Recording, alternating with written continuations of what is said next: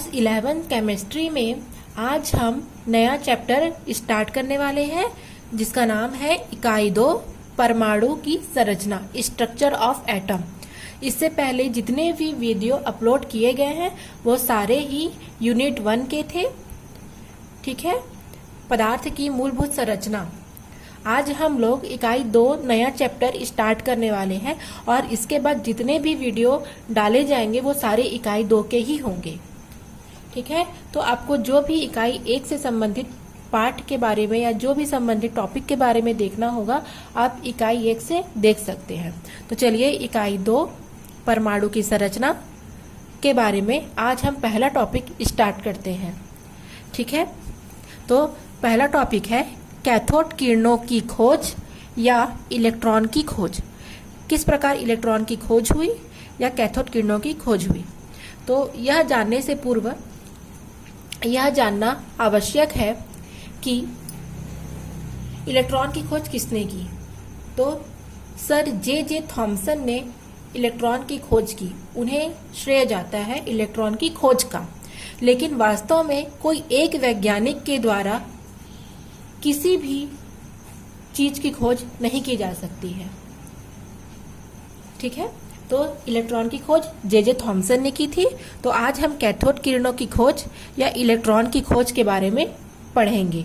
तो सन 1879 में विलियम कुक्स ने विद्युत की सुचालकता का अध्ययन गैसों में कम दाब पर किया। ठीक है, क्या किया? 1879 में विलियम क्रुक्स ने विद्युत की सुचालकता का अध्ययन गैसों में कम दाब पर किया।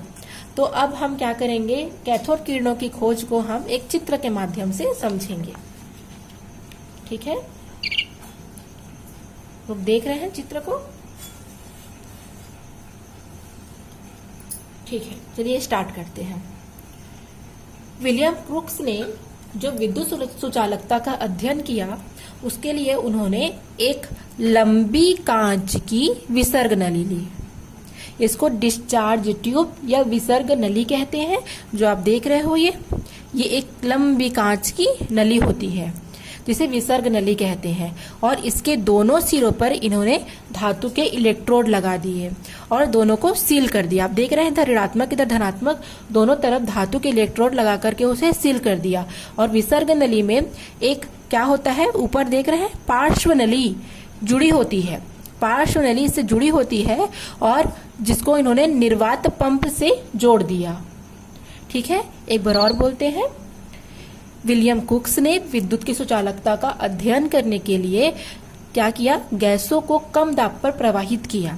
उन्होंने इस उद्देश्य की पूर्ति के लिए एक लंबी कांच की नली ली जिसे हम विसर्ग नली कहते हैं और उसे धातु के एक एक इलेक्ट्रोड से सील कर दिया और उसका एक सिरा पार्श्व नली लगाया और वो निर्वात पंप से उसे जोड़ दिया।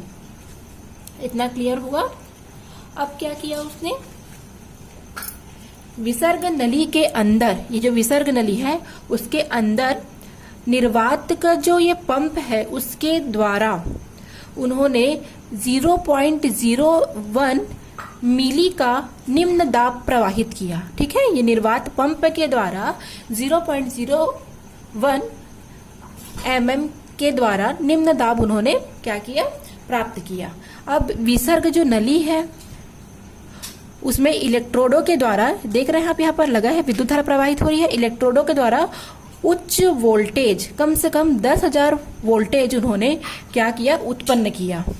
और उत्पन्न करने पर उन्होंने यह देखा कि कुछ अदृश्य किरणें, जब यहाँ पर उन्होंने विद्युत धारा प्रवाहित की उच्च वोल्टेज पर, कम से कम 10,000 वोल्टेज पर, तब उन्होंने यह देखा कि कुछ अदृश्य किरणें उत्पन्न होती हैं जो एनोड की तरफ, कैथोड से एनोड की तरफ क्या हो रही है, अग्रसर हो रही है। इन किरणों के उत्पन्न होने के बारे में उन्होंने सूचना प्राप्त की। उन्हें यह सूचना कब प्राप्त की, जब कैथोड से एक चमकीली रेखा उन्होंने एनोड की ओर जाती देखी।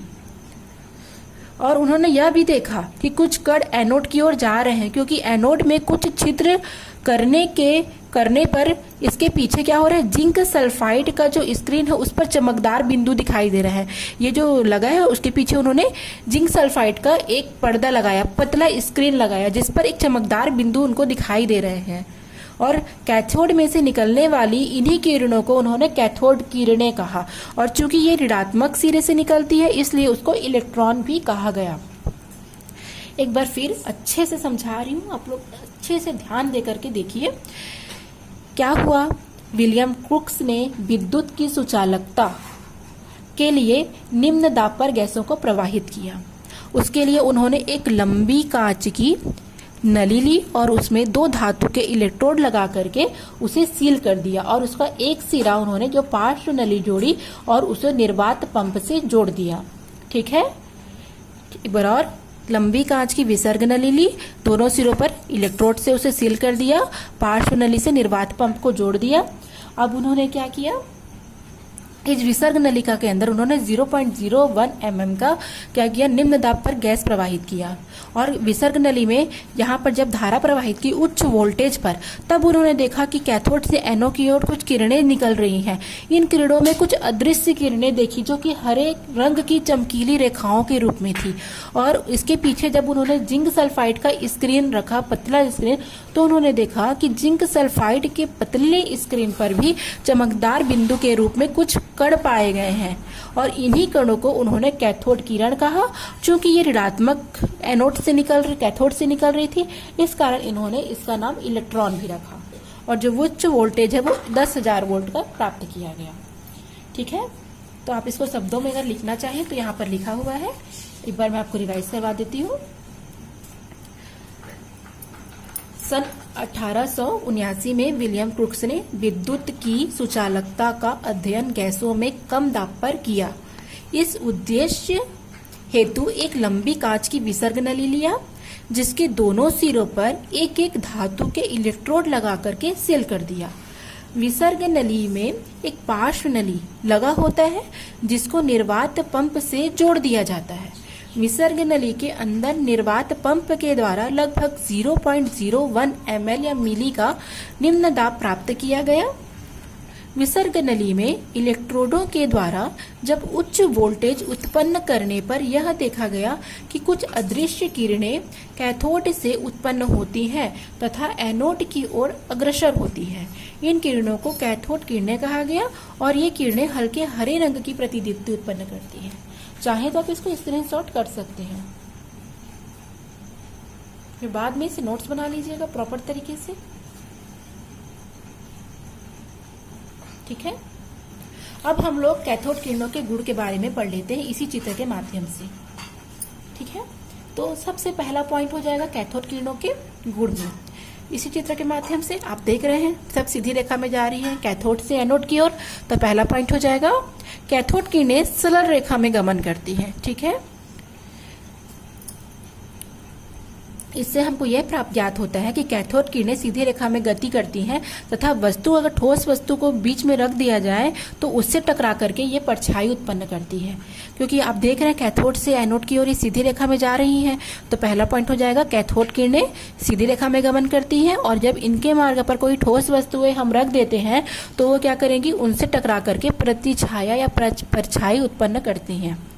दूसरा पॉइंट हो जाएगा कैथोड किरणें चूंकि ऋणात्मक सिरे से निकलती है इसलिए ऋणात्मक प्रकृति की होती है, इस कारण इसे इलेक्ट्रॉन भी कहा जाता है। ठीक है, क्योंकि ये ऋणात्मक प्लेट से धनात्मक प्लेट की ओर गमन करती है, इस कारण इसे ऋणात्मक प्रकृति का या इलेक्ट्रॉन कहा जाता है। और उसके बाद हो जाएगा कैथोड किरणें चुंबकीय क्षेत्र से प्रवाहित करती हैं। आप यहाँ पर देख रहे हो बच्चों कि कैथोड किरणें कैथोड से एनोड की ओर जा रही हैं, अर्थात जब ऋणात्मक सिरे से धनात्मक सिरे की ओर जाएंगी तो क्या हो जाएंगी, ऑटोमेटिक ये अपने मार्ग से विचलित हो जाएंगी या प्रभावित हो जाएंगी। ठीक है, तो कैथोड किरणें क्या होती हैं, चुंबकीय क्षेत्र से प्रभावित होती हैं। ये हो गया आपका तीसरा पॉइंट। चौथा पॉइंट क्या है, यहाँ आप छोटे छोटे देख रहे हैं ये डॉटेड, तो चौथा पॉइंट हो जाएगा ये छोटे छोटे द्रव्य कणों से मिलकर के बनी होती है। आप देख रहे हैं यहाँ पर ये छोटे छोटे द्रव्य कणों से मिलकर के बनी होती है।